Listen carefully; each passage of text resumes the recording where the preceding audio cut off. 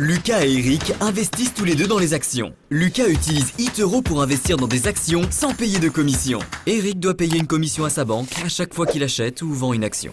Lucas utilise CopyTrader pour reproduire les portefeuilles des meilleurs investisseurs en temps réel. Eric reçoit des conseils d'investissement de la part de son cousin Paul. Disque laser. Alors, comment se fait-il que Eric soit un aussi bon investisseur que Lucas? Il ne l'est pas, parce que Lucas utilise eToro et Eric ne le fait pas. Téléchargez eToro et investissez dans des actions sans payer de commission.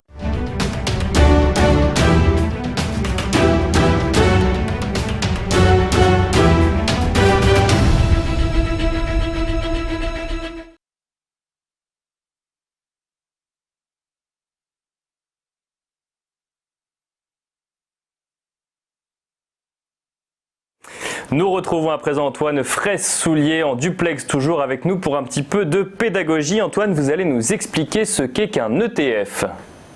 Oui, effectivement. Alors un ETF, déjà, c'est un autre nom aussi en français, ça se dit aussi tracker. Et donc un ETF ou un tracker est un fonds d'investissement qui va répliquer la performance d'un indice. Je vais prendre l'exemple par exemple du SPDR DO 30 ETF qu'on propose sur eToro, c'est-à-dire que ça va répliquer cet ETF va répliquer l'indice Dow Jones sans pour autant investir dans les 30 valeurs du Dow Jones. Et c'est ça l'avantage d'un ETF, c'est que ça va reprendre un panier d'actions qui vont répliquer donc un indice. Chez eToro, on en propose 153, on a 153 ETF.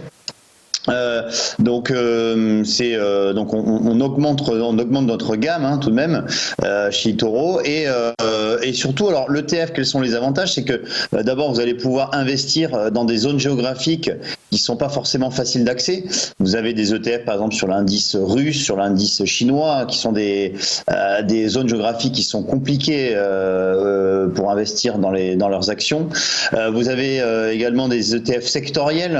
Vous allez pouvoir investir par exemple sur l'ETF automobile, sur l'ETF de la santé, qui vont regrouper donc toutes les actions qui composent ce secteur. Donc c'est quand même un outil de diversification, quand même un ETF.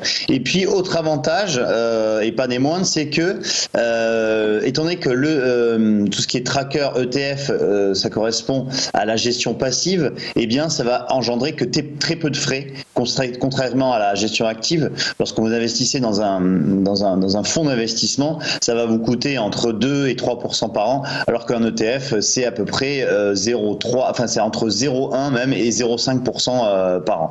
Voilà, donc très peu de frais pour les ETF, qui constitue donc un autre avantage et non pas des moindres pour investir sur cette classe d'actifs. Merci Antoine donc de nous avoir expliqué ce qu'était qu'un ETF et vous restez avec nous pour l'actif à la loupe.